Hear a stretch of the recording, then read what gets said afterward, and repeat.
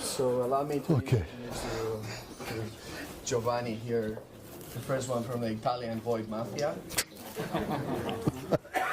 And the first one to fall back to a Mac when presenting, because Linux always works, right? Always. Go for it. So, I'll try to be very, very fast and to leave some space for some question and answer, because we'll cover a lot of ground here, because real-time communication is getting complex and complex. We have multiple protocol, multiple transport, and so if you want to build something that is really scalable in this real world where you have so many paths and so many different clients, you really need to put some thought on it, some real engineering, and to have also some real-world experience to check out what it works and what no. High availability as a first thing. The most important part in high availability is you really need to have it all double, at least double. So before to thinking at complex things, at software or things like that, you first have to have double power supply, double different circuit for your power, and double switches. For example, I mean, you can put so much thought into having your double networks and things like that, and then your switch burns and your doesn't work in anything. So as a first thing, you double it all. Then you come out with the simplest high availability architecture, that is an active passive. So you will end up with one machine that is staying idle on the side of an active machine, and that works very, very well, and is maybe the most important architecture for critical systems. So you actually have a spare machine that is just on the side doing nothing, but it doesn't scale. It doesn't scale at all. So you can use this architecture just to protect something that is a critical service, but is absolutely nothing that you can scale and that you can absorb millions and millions of user packets or whatever you want. So you need something that is high available and scalable. And so in this architecture, this doesn't scale at all, because you have one that is completely idle, and you have only one to absorb all your clients. Then you start thinking at load balancing. So you end up having many machines and something in the front that just distribute the calls, distribute the packets on all those machines. And obviously you try to be to combine the two architecture, so you have high availability here on the front end, so you have two distributor, 2 point of entrance, where one is active and one is passive. So those two are machines that are able to sustain the entirety of your traffic, but that don't need to be enormous machine, because they just switches around and route packets. And then you have on the back your farm with all the machines that you need to offer service to an unlimited number of users. I mean, as users grow, so you just keep adding machines. And then you have the back end, your database, fundamentally, that is also in high availability. So also in that case, it is duplicated, or it can be a cluster. So both with MySQL and with Postgres, you can have a cluster architectures that scales very well. You have a difference between how you can scale with different protocols, because, for example, the protocols that is in this moment the most scalable is definitely SIP, because SIP has, let's say, at least 20 years of experience in being hyper-scalable and fundamentally running the whole telecommunication world in whole the world. And so you really can do scaling with SIP, and we will see that it's kind of different when you approach that through WebRTC and Verto, that is a protocol that is specific of FreeSWITCH in this moment.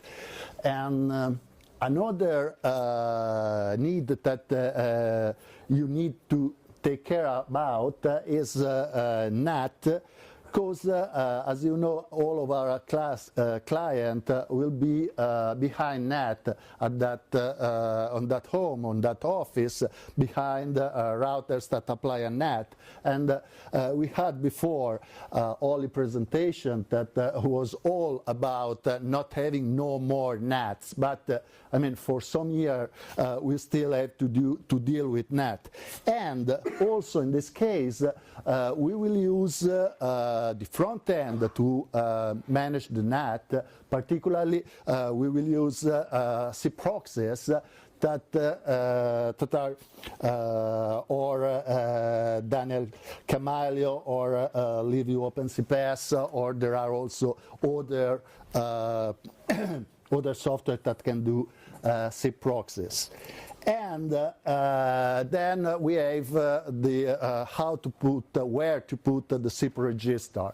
The registration is a high-frequency transaction that is doing a lot of packet moving back and forth. And when you have millions of customers, of clients, you then have to really think where you put the register. You can put it on the back end, or you can put it on the front end.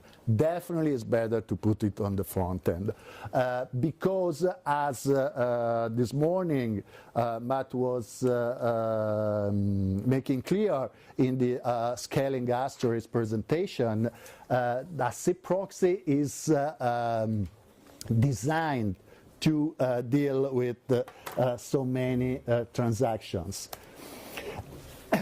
Then the same proxy will do dispatcher and load balancer, and we arrive at this kind of initial architecture where we have the media that is flowing through a media proxy, and this media proxy that is managed by the SIP proxy will take care about the NAT path of the media, because it's the media the problem. Normally you always are able to establish a session between your server and your end user, but maybe this session will have no audio, or audio in only one direction. Those are the typical NAT problems that with this kind of architecture, having the proxy managing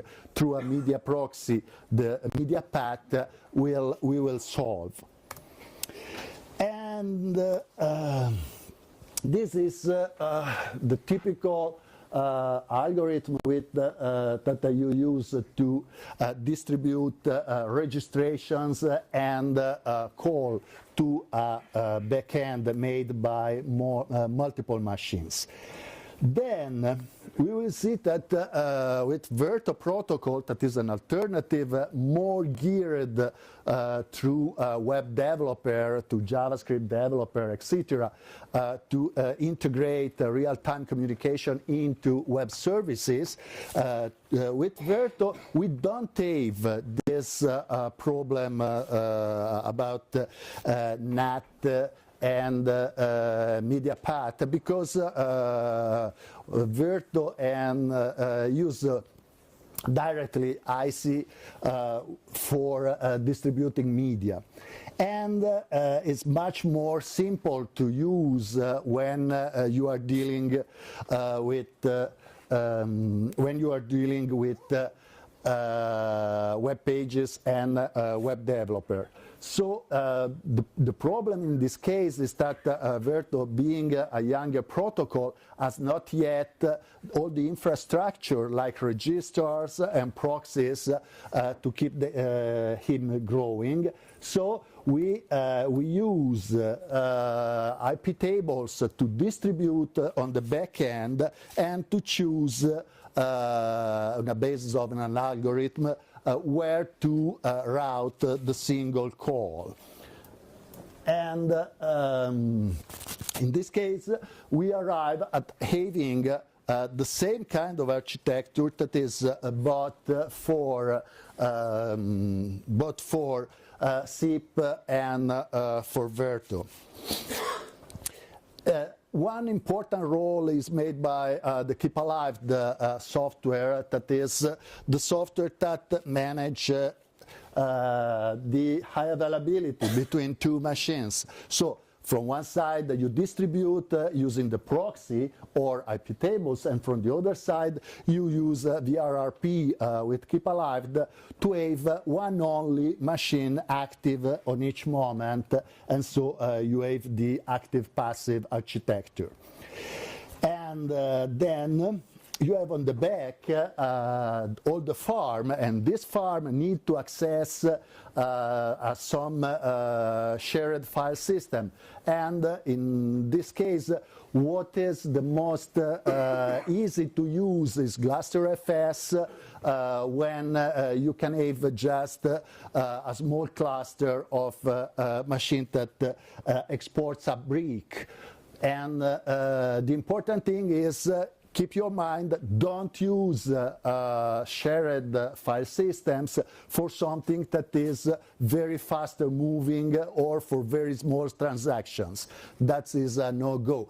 But for all media files, configuration files, etc., shared file systems are okay. Same things is important to have some form of indirection when you access your database. So each machine needs to have its own proxy for the database, so you don't clog your database with hundreds of connections. And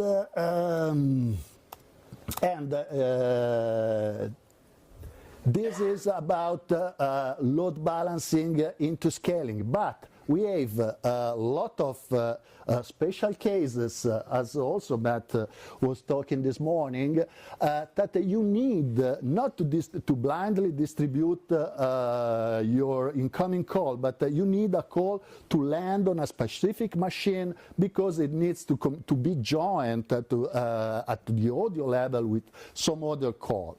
And in this case, the answer is you need to partition.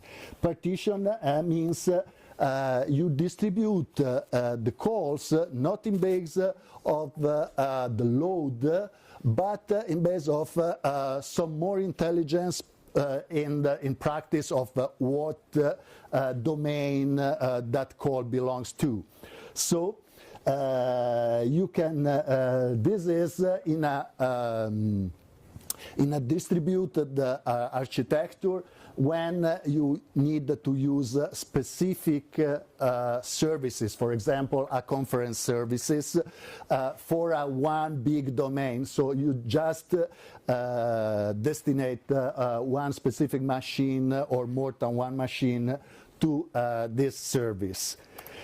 But you have another situation that is also very, very common and that has its own specific need, that is multi-tenancy. So you may have just the opposite, not one big domain with millions of users, but many thousands of domains, each one with maybe 100 users.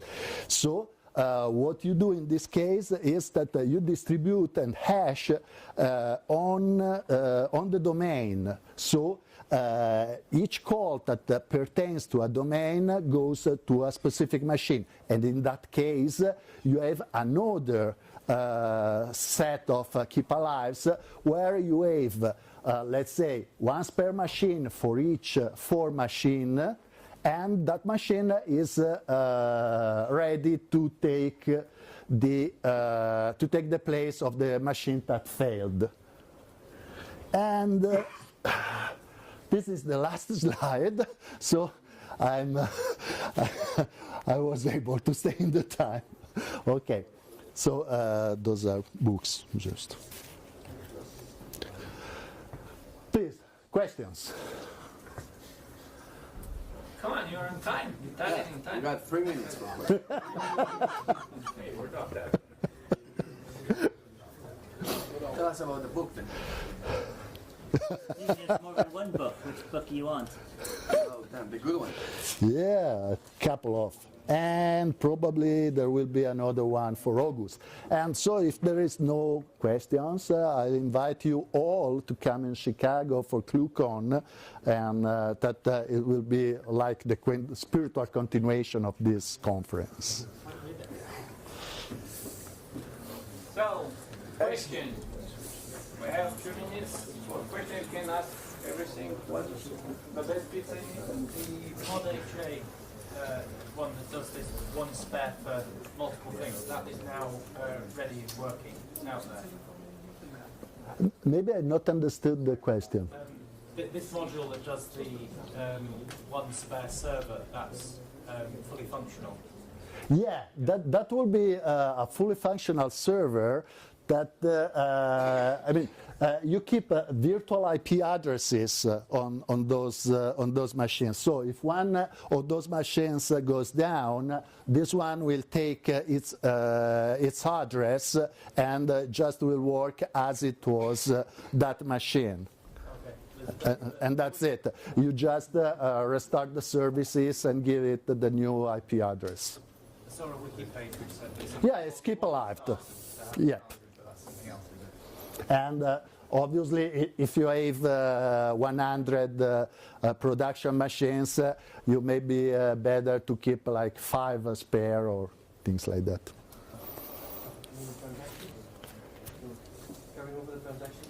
In case we need the spare, do we keep the current calls up, or those calls will go?